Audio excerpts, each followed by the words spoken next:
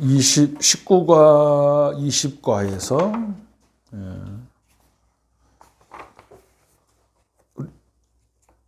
가장 중요한 부분, 18과는 다락방의 배경, 그랬죠. 그죠? 성령 역사예요. 다락방은, 이 전도는 우리가 자꾸 내가 하려고 하니까 너무 힘들어요. 너무 할 수 있는 게 아니잖아요. 성령 역사여야 되는데, 성령 역사의 가장 큰 것이 기도회잖아요. 그래서 우리가 자꾸 전도를 하려고 하니까 다 힘든 거예요. 은혜 받으면 전도가 쉬워지는 거예요. 내가 하나님의 역사를 봐버리면 그것처럼 전도가 쉬운 게 없잖아요. 그래서 저한테 이제 우리 옛날 신학대학 동기들이 많이 질문을 많이 해요. 다락방 전도가 뭐냐. 다락방 전도? 잘 모르겠다. 왜 그러냐. 그건 자기에게 있는 거기 때문에 그렇다. 우리가 은혜를 받으면 갈 데가 천지인데 은혜를 못 받으면 갈 데가 없는 거예요. 내가 하나님의 복음을 깨달으면 막 말해줄 사람이 너무 많은데 이 복음이 뭐 저 사람들에게 필요할까? 그러면 말해주고 싶으면 없지요. 그거 똑같은 얘기예요. 그죠? 내가 은혜 받는데 초점을 맞춰야 되고 거기에 모든 것들이 시작되는 거잖아요. 그래서 이 2단계 전도훈련 교재는 1단계라는 교재가 있고 2단계, 1번, 2번이 있는데 사실 이 세 가지 교재 중에서 가장 중요한 게 2단계의 1번 교재잖아요. 근데 그것이 중요한 것이 아니고 그 앞부분에서 우리가 왜 전도를 해야 되느냐. 그죠? 뭐 교회 부흥을 위해서 우리가 지금까지 막 거기다만 맞추고 막 뭔가 막 역사를 일으키려는데 맞추니까 되게 사역자들이 힘든 거예요.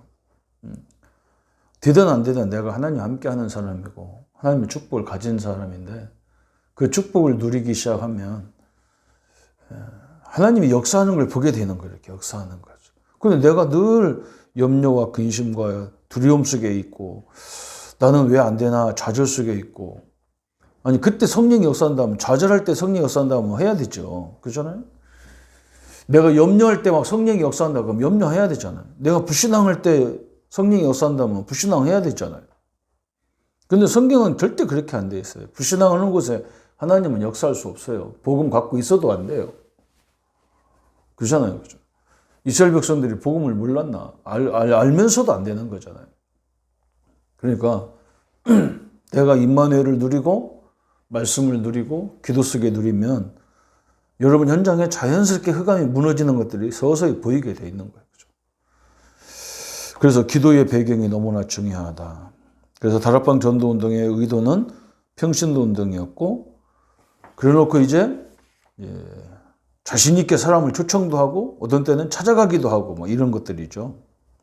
그러면서 다락방 전도의 현장의 가장 중요한 부분 21과 22과는 다락방 전도의 현장. 그러면 우리가 잘 가르쳐낸 게 아니라 그리스도가 임재해야 돼요. 그 현장에 임재하고 기도의 응답이라는 것은 막 우리는 뭐 하면 내가 원하는 거 달라는 것이 막 주어지는 게 응답이라고 생각하는데 이 복음에 대한 가치, 그 복음과 함께하는 나의 삶이 내 현장에서 일어나는 것을 말하는 게 더 많지요. 그리고 그것을 우리가 누리면 됩니다. 그래서 첫 번째 다락방 성경 공부 모임의 목적이 뭐냐? 개인에 대한 목적이 있어요. 주님이 살아계심을 체험하고 있냐? 이게 응답이잖아요. 진짜 우리가 신앙생활에서 가장 중요한 게 이거잖아요. 하나님의 체험이 있잖아요. 그렇죠? 기도 응답이 있냐? 또 주위에 전도운동이 일어나느냐? 그러게 뭐 전도를 하니까 뭐 무슨 막 구원받을 사람이 몰려들고 그것만 전도가 아니라니까. 요셉이 가는 곳마다 현장이 변화됐잖아요. 그런 전도. 은혜 받는 결론이 그럼 무엇이냐? 그랬어요. 그죠? 우리가 왜 은혜 받아야 됩니까? 그래서 고린도전서 1장 15절에도 항상 기도하게 항상 기도한다 그랬고 디모데전서에도 보면 자기는 그리스도 복음의 죄인 중에 괴수라 그랬어요. 죄인 중에 괴수. 고린도 15장 8절에 바울이 말해요. 나는 만삭되지 못한 자다 그랬어요. 부족하다. 그래서 하나님의 은혜가 필요하다는 거죠. 두 번째, 주님의 임재와 동행, 기도응답은 주님의 크신 은혜다. 어떤 믿음을 가진 자에게 나타난 은혜냐? 초대교회의 믿음과 오늘 우리의 차이는 뭐냐 그랬어요. 초대교회는 특징이 뭐냐면 그리스도가 왜 죽어야 되고 부활해야 되는지 이 이유를 지속적으로 전달했어요. 그게 특징이에요. 그래서 늘 만난 사람들에게 그걸 확인시키는 거야. 우리도 마찬가지잖아요. 우리는 지금 뭐예요? 전도가 교회 부흥을 위해서 뭔가 내가 유세를 부려야 되고 뭔가 교회가 크게 성장하면 자신감이 있고 그게 초점을 맞췄단 말이에요. 초대교회는 안 그래요. 참 이 사람이 다 가졌는데 복음이 없단 말이에요. 그래서 그 사람에게 생명을 전달하는 일을 제대로 복음을 누리고 깨닫게 만드는 일을 거기다 감당을 했어요. 한 사람이라도 제대로 이걸 깨닫게 하는 것이 우리가 해야 될 방향이에요. 그러면 역사는 누가 하느냐? 하나님이 하는 거고. 예수 믿는 성도에게 무엇이 필요하냐 그러세요. 항상 성경 거기 구절 다 그거예요. 기도예요, 기도. 왜 그러냐면 구원은 내가 하나님 자녀가 된 거고 인생의 근본 문제에서 내가 운명이 바뀐 것이 구원이잖아요. 또 하나님 우리에게 주신 가장 축복은 뭐냐? 나 같은 사람이 하나님을 이런 말을 쓰면 좀 이렇게 안 좋은 표현이지만 내가 하나님을 앉아서 하나님을 부리는 거예요. 내가 보좌를 움직이는 거예요. 기도가 그거잖아. 구질구질하게 달라고. 한번 생각해보세요. 미사일, 유목사님 옛날에 그런 설교를 많이 하시더라고요. 1억짜리 미사일을 쥐 잡는 데다 쏘겠냔 말이에요. 토끼 한 마리 잡아먹는데 거기다 미사일을 쏘겠냐, 1억짜리 미사일을. 응? 가장 중요한 데가 터뜨려야 돼요. 우리의 기도는 가치로 얘기한다면 몇 억짜리가 아니에요. 이건 무시무시한 능력이 하나님이 움직이는 기도인데 맨날 밥 3끼만을 기다려요. 우리 교회 이 부흥을 이런 것을 기다려요. 진짜 이 창원의 이 경남의 이 민족의 역사는 흑암이 무너지는 이 기도를 24시 그 권세를 누려야 되는 거지. 저는 24시 기도하면요. 저는 특징이 그거예요. 이 권세 사용하는 게 24시다. 전 제 나름대로 그렇게 깨달았어요. 세 번째, 다락방 전도 현장의 근본 방향 3가지. 그렇죠? 기존 신자가 은혜 받도록 하는 것이고, 기존 신자가 은혜 받으면 힘을 얻으면 자연스럽게 일어나는 게 전도 운동이에요. 그러면서 우리는 뭐냐? 이런 것들을 본격적으로 할 수 있는 사람을, 제 일꾼을 찾는 게 이제 우리 방향이 그쪽에 있는 거예요. 그래서 3가지를 항상 준비해야 돼. 기존 신자에게 늘 힘을 주는, 그죠? 그러면서 우리는 뭐냐? 빨리빨리 제자를 세워가야 돼. 이제 그런 시간표가 온 것 같아요. 그죠? 이 메시지를 함축적으로 빨리 제자를 세우는 거예요. 거기에 초점을 맞추면 됩니다. 22과 다락방 전도운동의 확장, 디모데후서 2장 2절에 지속적으로 충성된 자에게 부탁해라 그랬어요. 거기 서론에 보면 주님이 원하시는 전도운동은 평신도운동이다. 사도들도 70인을 양육하였고 또 7질서를 세웠다. 에베소 6장 4장 11절 12절에는 어떤 사람은 사도로, 어떤 사람은 선지자로, 전도자로, 교사로, 목사로 계속 세웠어요. 사도행전 2장에 탄생된 교회는 전 성도가 양육자로 또한 전도자로 변했다. 그러면 성경에는 어떤 방식으로 전도운동이 확장되느냐 그래서 첫 번째 보니까 평신도가 곧 지도자 역할을 해서 초대교회. 왜 그러냐면 우리 성도들이 다 제자가 일어나서 창원에 가서 이 복음운동해도 창원이 100만 명, 120만 정도 되잖아요. 다 감당 못해요. 그렇죠? 우리 성도들가 다 제자가 돼가지고 말씀운동 한다 해도 120만 감당 못해요. 그래서 초대교회처럼 그래도 다 일어나야 되죠. 사실은. 그래서 초대교회는 사도적 신학. 그죠? 참 이게 구약시대에는 이해가 안 되는 거예요. 사도하면 오직 하나님이 세운 레위 족속, 제사장 지파. 그런데 신학시대에 와가지고 그리스도의 복음을 가진 자는 다 사도요. 사도적 신앙. 원래 초대교회 사도행전 1장에 그 원래의 초대교회 같은 모습이에요. 사도적 교회 굉장히 뜨거우면서도 굉장히 냉철하면서도 뜨거웠죠. 그래서 다락방은 어떻게 하냐. 인물 중심 다락방도 있어요.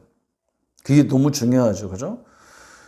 이 교수님들, 선생님들, 어떤 회사 사장님들, 연구원들, 이런 사람들, 그죠? 특별한 직종에 있는 학원 원장들이 이런 사람들은 그 인물 자체가 제자예요. 그 사람 자체가 또 굉장히 큰 황금어장이에요.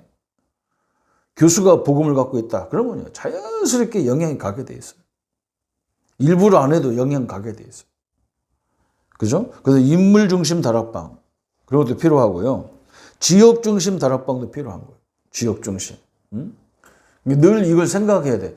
여기는 지역 중심이냐, 이 사람은 인물 중심이냐. 그래서 어떤 때는 저 같은 경우는 지금까지 사역할 때 인물들은요, 거의 개인적으로 가서 있어요. 그 사람이 세워지면 막강한 영향을 주기 때문에 그래요. 그래서 인물 중심 다락방, 전문성을 가진 자들이죠.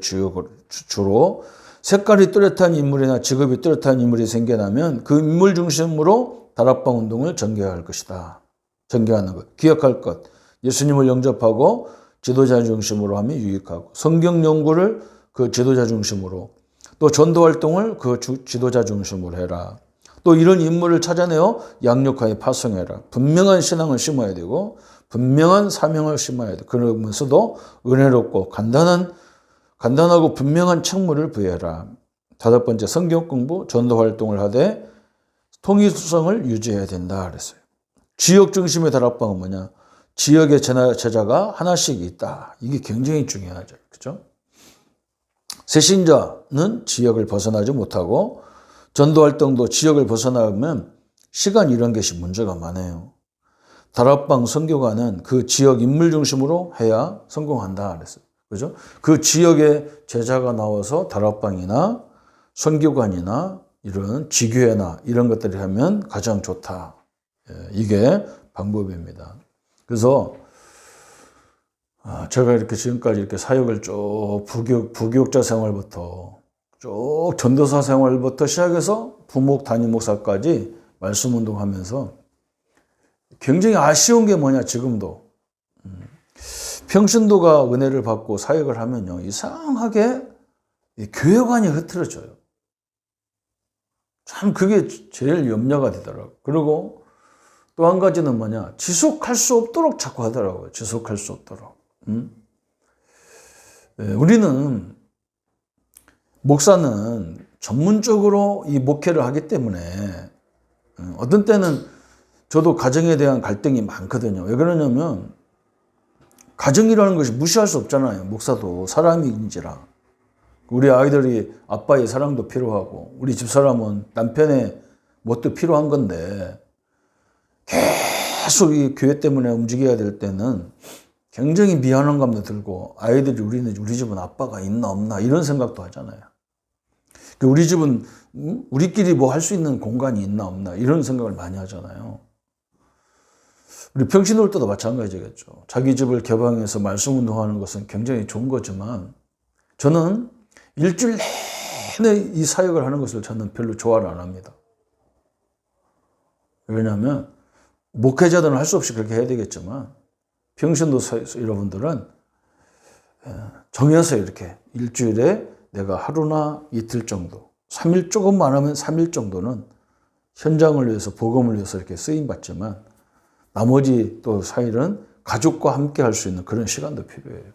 그래서 예수님도 그냥 예수님은 간단히 예수님의 원리가 제일 좋은 원리예요, 사실은. 그냥 우리 집이 공간이 있어서 아무나 와서 은혜 받는 날을 만들어주면 좋아요. 그러면서 우리는 뭘 찾아야 되느냐? 제자를 찾아요, 제자. 그 제자를 매일 붙잡고 하면요. 여러분, 이렇게 사람은 생물이기 때문에 이게 계속 같이 만나다 보면 장점보다는 단점이 더 잘 보여. 그래가지고 그게 치유가 안 되면 잘 나가다가도 그 한 문제, 한 말에 상처를 받아가지고 애들이 낙심하고 성도들이 낙심하고 그러더라고요. 그게 조금 이렇게 저도 지금 제일 고민이 뭐냐면 이렇게 성도들한테나 사역자들한테나 후배 목회자들한테 쫙 앉혀놓고 너 이게 문제야. 너 이거 고쳐. 바꿔. 이렇게 해서 한번 줘. 너 이렇게 살면 안 돼. 이렇게 얘기해 주면 좋겠는데 그걸 받아들일 수 있는 사람이 과연 몇 명이나 있겠냐. 제 주변에는 잘 없더라고요. 왜 그러냐면 그걸 수용할 수 있는 그런 역량이 되면 그 사람은 대단한 거잖아요. 그게 쉽지가 않거든요. 자기도 자존심이 있고 있는 거고 또 사단이 그런 것을 이용해서 이간질하고 갈등을 주기 때문에 그게 쉽지가 않습니다. 그래서 우리는 그런 부분을 잘 염두에 둬야 돼요. 그러면서 가까우면서도 뭔가 딱 거리가 있고 그래야 돼요. 이렇게. 그리고 하나님 앞에 딱 맡겨야 돼요. 그 하나님이 인도하도록 맡기는 게 낫지 내가 하나님도 아니 전능한 사람이 아니잖아. 목사도. 그걸 너무 개입돼가지고 이렇게 하면 좋은 게 아니거든. 그래서 여러분 그런 부분에 굉장히 지혜로워야 되고 사역자들은 교회론이 확고해야 돼요. 하나님 우리에게 이걸 시키는 이유가 내 교회, 내 기관을 만드는 게 아니에요. 교회의 한 지체예요. 그래서 이 관계를 잘 이렇게 봐야 돼요. 근데 그렇게 보는 지도자들이 많지 않더라고요. 그죠? 제가 이렇게 쭉 보면은 카카오톡 같은 데도 보잖아요. 그럼 내가 어떤 데는 당황스러울 때가 많아요. 막 지금 막 본부 집회가 나와서 막 지금 메시지 하고 있는데 거기다 막 문자를 보내는 사람도 있더라고.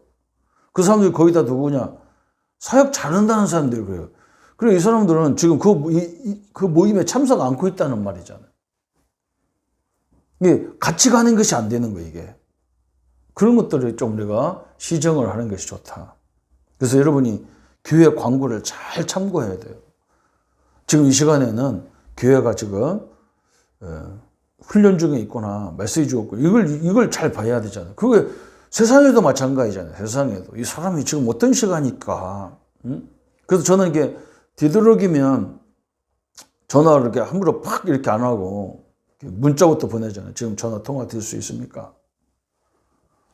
그냥 뭐 그런 거 없는 사람한테는 그냥 하지만 그렇잖아요, 그죠? 아무 때나 막 전화해가지고 업무 시간에는 업무를 해야 돼. 전화하는 시간이 아니거든요. 그런데 뭐 업무 하면서 전화 받고 막 가정 전화도 사생활 전화도 막 받고 그건 잘못된 거잖아요. 여러분 그건 굉장히 중요한 거예요. 그래서 그런 전체적인 것을 주관적이면서 객관적으로 볼 수 있는 이런 아량을 가지고 우리가 있으면 좋겠다. 마지막 이제 교재 거의 끝부분에서 전도훈련 끝부분에서 제가 한 5분 정도 잔소리를 했습니다.